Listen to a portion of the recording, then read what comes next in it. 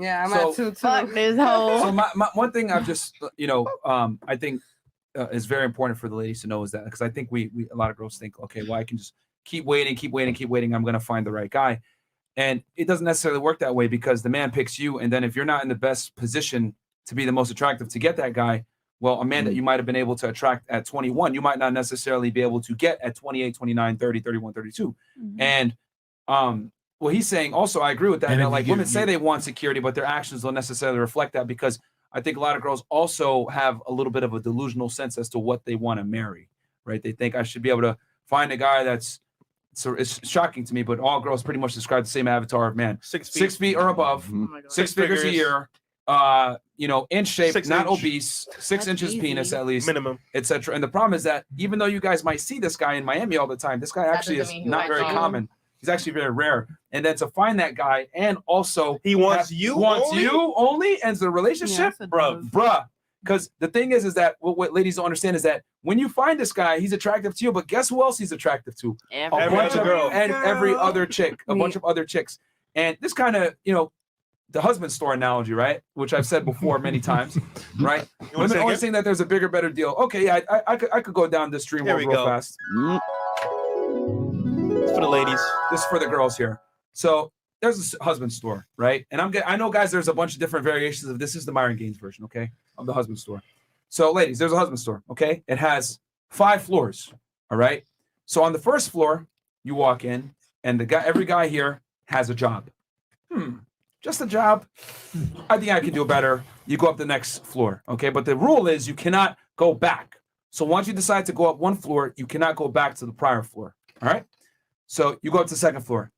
On the second floor, every guy here has a job and is cute. Okay, we're getting somewhere. He's not ugly and he has a job, but it's not enough money for me. I think I could do better. I'm cute. Susie has a guy, so I'm going to go get something a little bit better. So you go up to the third floor. Everyone here has a job, $100,000 per year, and they're cute. Damn. What's the catch? What's the catch? Yeah, so it's on the next floor. Is there more? Yeah, is there more? Oh, wait, there's more. Yeah. There is more. And then they're like, you know what, fuck it. Let's try one more time. Next floor, on the 4th floor, he has a job, $100K per year, cute, and he's marriage-minded. Oh, shit.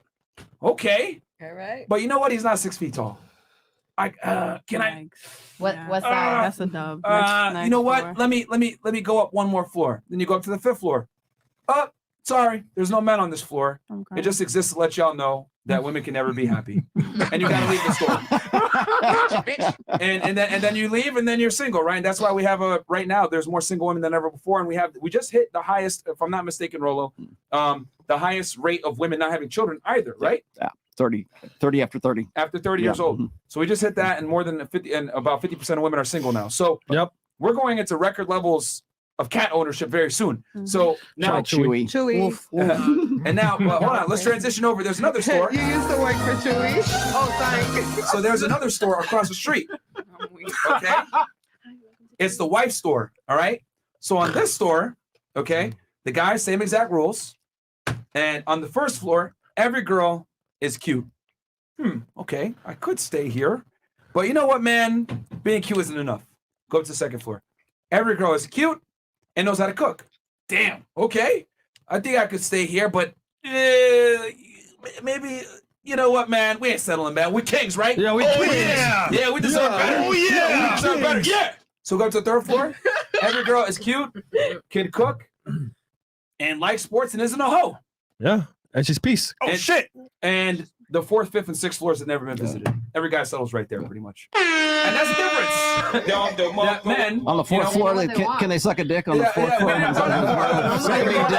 floor? So, in other words, what it demonstrates is that men are far easier to please than women are, because women always think that they got a bigger, better deal. And what I would argue in today's day and age, with the internet, with social media, with dating apps, Instagram, etc., girls have in their mind, they think they have even more options, so they're going to be even less likely to settle down. A girl, and we talked about this in detail, Rolo, right? Where a girl in Iowa, right, that might have those guys there, she's very attractive. She's going to get hit up by guys in LA. She's going to get hit up by guys in Miami. She's going to get hit up by guys in New York City. She's going to have certain opportunities that she would never had before thanks to the internet. And what's she going to do? Well, Bob, you're 6 feet tall and you're cool, but you're a farmer, nigga. I'm going to go to Miami. And then bam, she goes and meets another guy and on a yacht. And now she's kind of fucked because what's happened now, she's experienced that level of man. It's very difficult for women to go back. I've always said, like, women have a very difficult time regressing when it comes to socioeconomic status with men. If you date a guy that makes $100,000 per year, then you go date a millionaire, it's going to be very difficult for you to go back to a guy that makes $100,000 per year. So it is what it is, man. Women are hard to satisfy. Well, women only have this. So let me see if I can chime in here real quickly. So between, say, the ages of 18 and 28 years old. Now, who's the youngest on this table right now? I believe her. You're 21. Who's 22? You're 22. I'm And 23. You're 20. She's Oh, so you're 25. 22 and then 29, right? Yes. Thereabouts. Okay. So let's just. I don't want to say no. I want to make this very clear real quick before we do this. Mhm. Guys, we're not saying if you're older, you're useless. We're not saying No. We're just saying your dating number. You're like, if you were to put your dating number, like your points, score points, it goes down a bit. Yeah. That's all we're saying. So here's the deal. So between, say, 18 and 28 years old, that's your excitement years. That's the hoe phase, right? That's your hoe phase. That's your party years right there. Okay. And that's where it's excitement, and excitement is the priority. Once you get to about 28, 29, 30 years old, that's what I call the epiphany phase. And that's when women start saying, well, you know what? I'm going to have to cash out of the marketplace pretty soon. I got to get out of the casino. The lights are going to come on at the club. I better find a guy that I can go on, into the future with and have babies with and have a family with and be domestic with and everything you guys were just talking about a little while ago. But in the back of your head, it's like, that the 10 years that you have between 18 and 28, it's one decade. That's one 10-year span of your lives, which I hope you all live very long lives, but let's just say up to 90 years old. Okay. So from 30 to 90, you're going to need security a lot longer than you're going to need the 10 years that you have the ability to lock down a guy who you're going to go into the next, 50, 60 years with that 10 years that you had to lock that guy down. And most women don't even look at that. They don't even think about those things because it's like, it's what I call, there's grand strategy, which is look over the course of your lifetime. And then there's tactical thinking, which is I'm 20 years old and I want to have a good time. I want to go and have fun on the yachts. I want to go and see the hot guy in the foam cannon party in Cancun on spring break and, have a good time at chaos, right? Between 18 and 28 years old, that's the excitement side of things.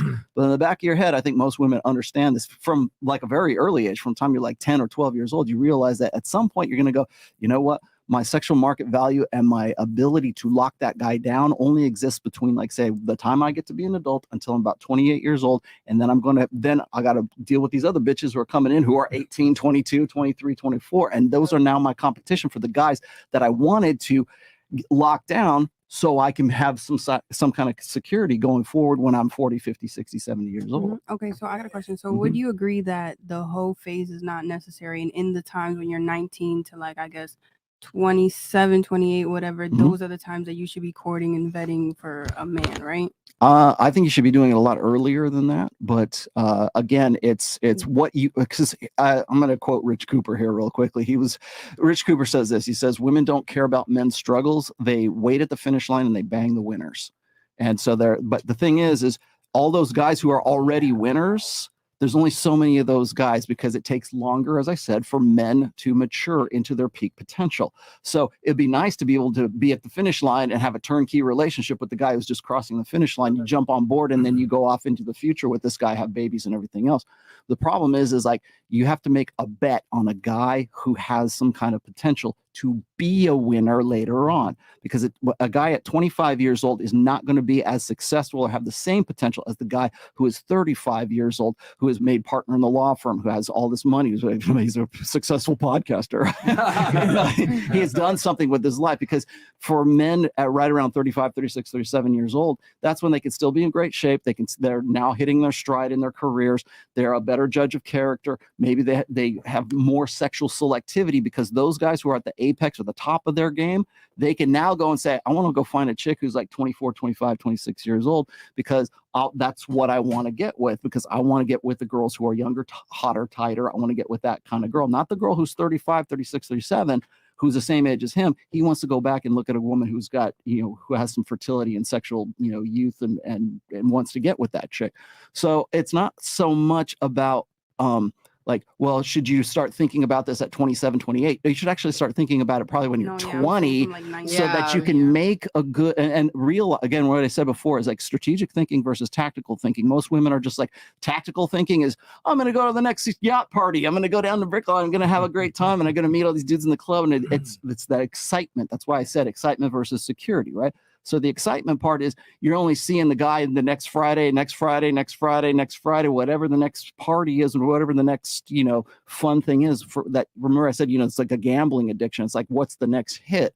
Well, the problem is that you should be thinking about security in a strategic sense when you're like 23, 24, 25 and go, this guy looks like he has the potential to be a winner when he's 36. And the problem, and every one of these women here on this table has said this as well. I don't want to invest, or I don't want to put my money. I don't want to feel like I've been used. I don't want to commit to a guy who isn't going to be a bad bet for me. Right. And you've pretty much everybody here who has described their boyfriend that they broke up with had said, well, I got rid of him, or he wasn't what I wanted, or he was a bad investment for me. And now you feel kind of like, man, I just got ripped off. I just got, and you don't know why you feel ripped off, but the reason why you feel ripped off is because you had the sexual capital between 18 and 28 years old, and you go, damn, I lost 4 years of my hot ass life between like 24 and 28, and I gave it to this dude, and he broke, and he sucks, and he cheated on me, or he turned gay, I don't know, whatever it was, right? And so, and you're like, and you thought you said you were with him for like what 1.5 years, something like that.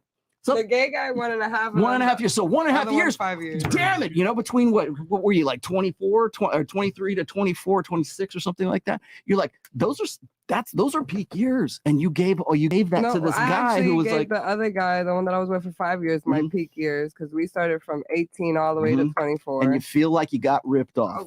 And you feel like you're pissed off. Are kind of failing to realize or remember about people when they're younger, especially like from Very ages naive. like 18. Yeah, like not mature. Like a lot of young people are still trying to figure out exactly what they want or what they're even expecting from a relationship.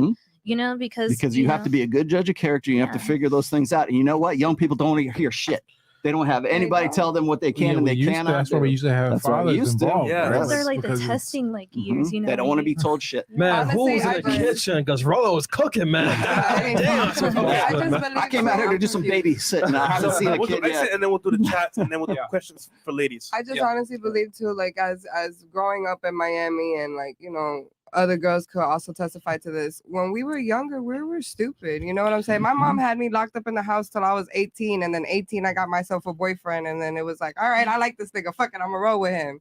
5 years down the line, what happened? Yeah. I learned a whole bunch of shit that I could do by myself, but now where is he? And you made a bad bet in that one guy. That's definitely okay. I feel like that's definitely the problem with like mothers, because they're not telling you like I had the same thing. My mom was definitely keeping me in the house till 18. She wasn't telling me like, look, this is what you're gonna see in the streets, and this is like, it's just the streets is bad. Don't go there. Like no, the streets is cold. Another thing too, I just want to add this before you start. It's just the fact that a lot of women are naive, and then we get into these little vibes that we like, and it's like, oh shit, I like him, okay, and then we think our little family, and the next thing you know, that guy is not the guy for you. A lot of women are not. We don't know these things when we're 18 years old, to be real. I think that's why it's so important, and I've said this a million times. You need to involve either your brother, dad, uncle, male cousin, some kind of male, even if you don't have those resources though, because and that's what sucks. A lot of girls don't have a father or something like that, but at least like a cousin or brother, basically someone that isn't going to try to bang you because it would be weird. But you know what I'm saying? That's for real though. Yeah. Girls choose out of emotion for the most part, which they do.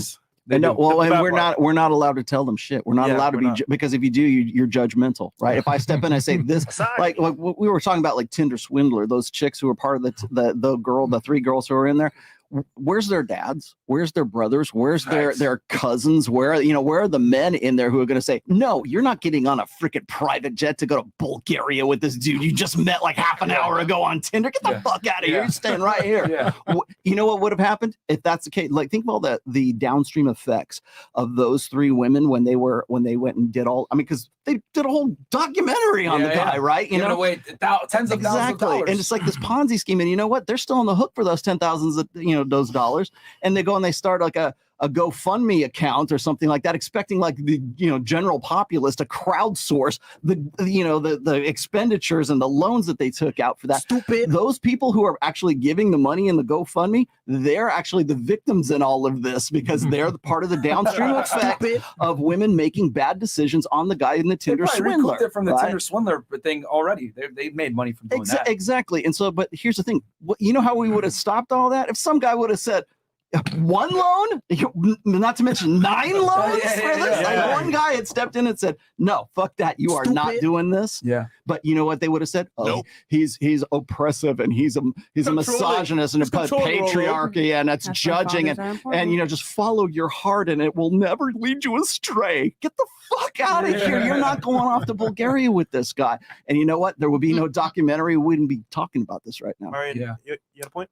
No, you said you wanted to read chats, right? Yeah. Okay, so I'll read the chats, and then the ladies think of a question or something that you guys want to ask to the panel. You got a really good panel here of guys to include.